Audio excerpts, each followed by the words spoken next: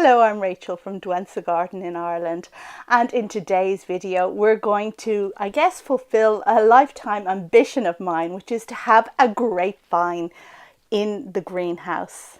Now, grapevines produce, obviously, big bunches of grapes, and if you have them in the greenhouse and they're trained along up above, then those dangle down and you can just pick them and eat them. So wonderful. The leaves, they provide shade in the summer, and then they drop because the plant is deciduous, giving you more light in the greenhouse for the winter.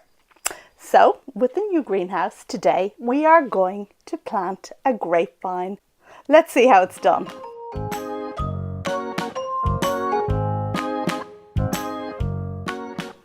You are very welcome to this video about planting a grapevine. But before choosing a grapevine, the first thing you need to consider is your climate.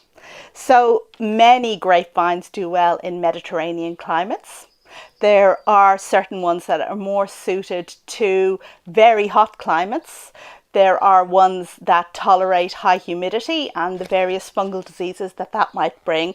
And there are ones that are more suited to cool climates. Now, I live in Ireland. We have a cool climate and we have low sunshine in summer. Today is not representative. It's a beautiful day today, but we might have very dull summers. So that kind of forces my hand to a certain extent in what I might choose. And although you can plant grapevines outdoors in Ireland, you get much better results if you plant them in a greenhouse.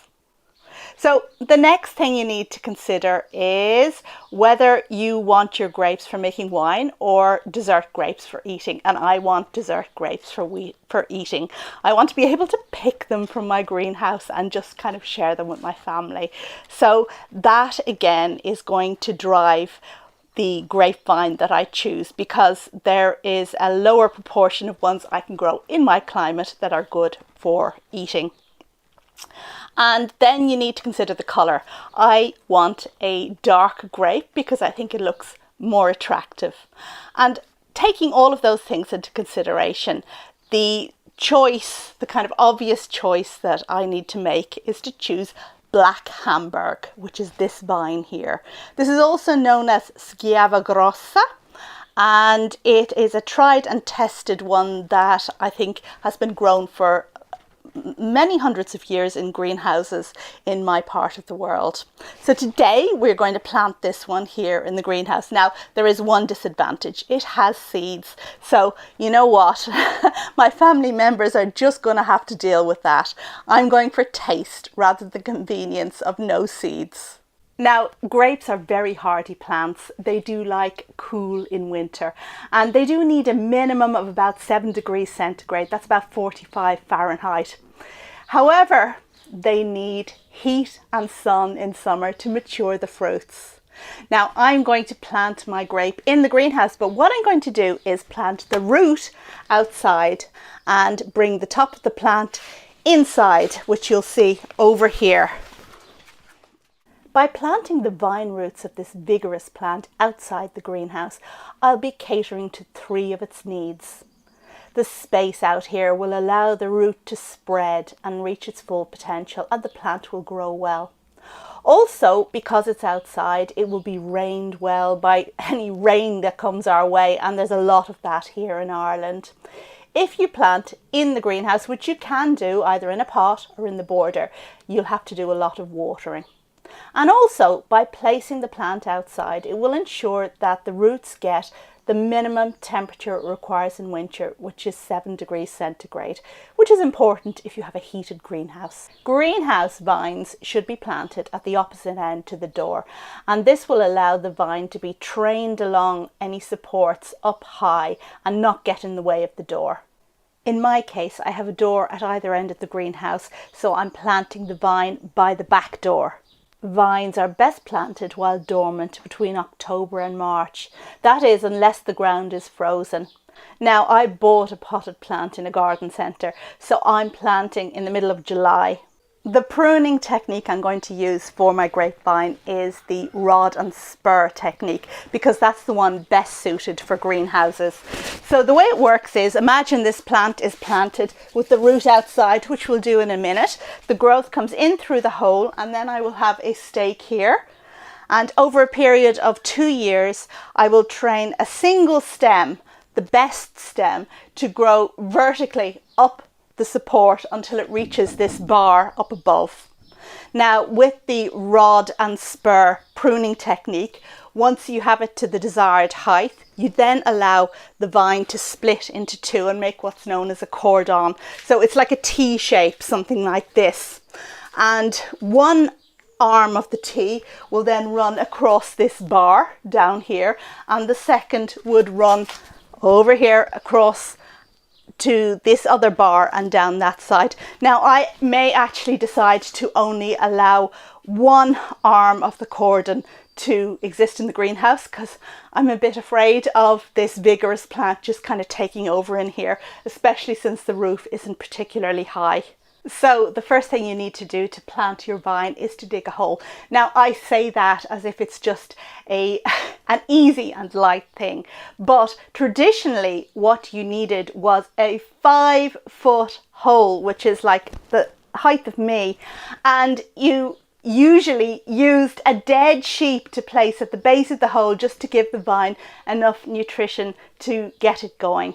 Nowadays, we don't have dead sheep lying around, and a 5-foot hole is indeed a momentous task, especially if you consider the stony soil I have here. A minimum of a 2-foot hole, 2 foot wide, 2 foot long, 2 foot deep is what's required, and that's what we've dug out there. When I say we, my husband did it. I didn't actually dig this hole. Now, you may want a vine with its roots outside, but be very apprehensive about messing with the structure of your greenhouse. However, I can tell you that a lot of glass houses, polytunnels and polycarbonate greenhouses like this one are built following the same method. So there are horizontal wooden beams that go at the base of the greenhouse, and these are supported by concrete blocks. Now, in this case, you can see the distance between the concrete blocks is sufficient to thread a vine through.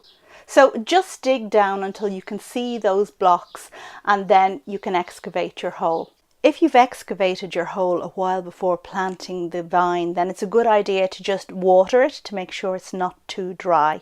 Vines love good drainage. They love slopes and they love inorganic stony mixes. It's not going to be a problem here because there's a lot of stone in this particular area of the garden. However, if you've got good soil and no drainage in it, then you'd want to consider adding 20% grit to your mix and perhaps a base of larger cobbles just to keep the roots from kind of sitting in water. Whew! Such a hot day. I'm delighted to step outside and not be sweltering in the greenhouse, and me talking about Irish summers being lacking in sun. Well, okay, I'm going to plant this grapevine now in the hole, and what I'm going to do is use a lot of the earth that's been excavated. Now, the big stones have been taken out and put aside, but I have left a lot of the smaller stones in because we want the vine to get used to my soil. Now, I am going to improve what's down there, and so I'm going to use at least 50% of my own soil so the vine doesn't get lazy and stay within the hole. It will get used to my own soil and therefore, you know, trickle out and explore a bit further with its roots. But I am going to put in a good amount of leaf mold. So this is my own leaf mold that I have made from collecting leaves in autumn, and I'm going to put an amount of this down at the base of the hole first off. So this is my mixing pot. Okay, so leaf mold in. Next up, own soil.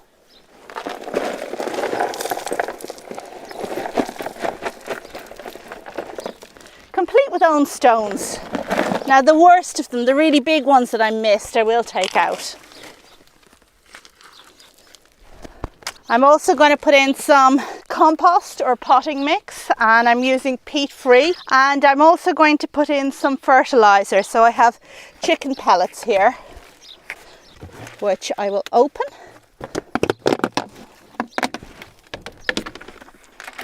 And this is just a fertilizer made from chicken droppings. Maybe 2 handfuls of that in. And now this is like making a giant yucky cake.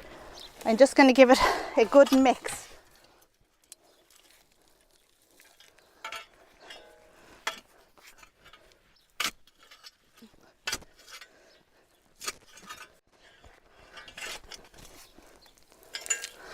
Now I'm going to add in a bit of my own soil, a bit more of my own soil.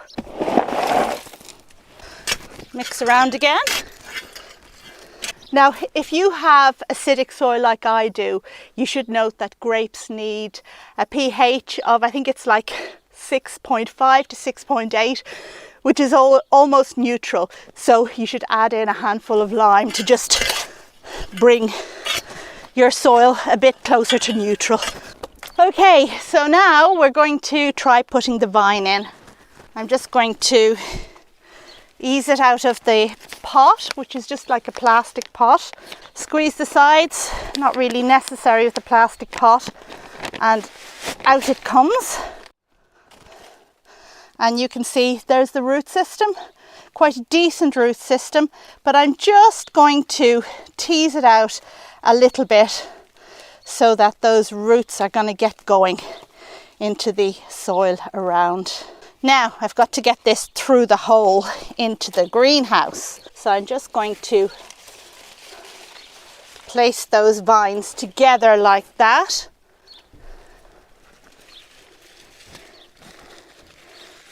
And put the plant through the hole. Let me just check it on the other side. Okay, so it seems to be in well enough. What I'm going to do now is to just excavate a little bit of the earth underneath the root ball, just so it could go a little bit deeper. Okay, and I think that's about right. Now clearly I don't have enough mix in this hole, so I'm going to have to mix another bit. Now it's important that the plant isn't buried any deeper than it was already in the pot. And now we just put the stake in place. Normally vines are planted when dormant in winter, and normally after planting you'd cut hard back to 2 buds into the wood. Now at this stage in the game it's difficult to see what's going on, so I'm going to just leave it, and in winter then I'll do the hard cutting back to the 2 buds and decide which rod I'm going to keep. You can actually keep 2 to 3 rods per vine, but I'm definitely only going to keep 1. So for the moment I'm just going to train all of this growth into the vertical stake. Now, to establish and grow a strong rod or trunk, vines need radical pruning for at least 2 winters after planting to allow the rootstock to properly develop and get strong enough to support a very vigorous vine and grapes.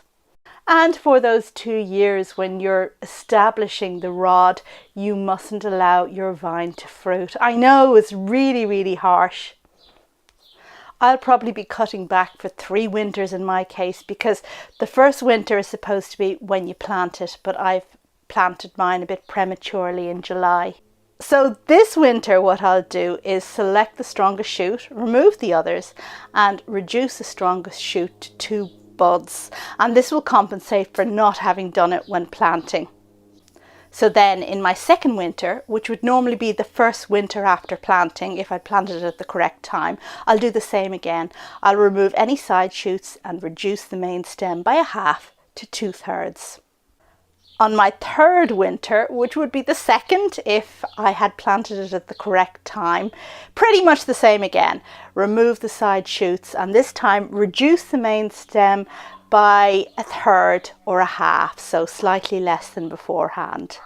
And by that stage, it should reach the bar. Normally at that stage with the rod and spur pruning technique, you should then allow the trunk to divide into 2 cordons and form a T shape. And this is done by keeping the strongest 2 growths, which are termed as cordons.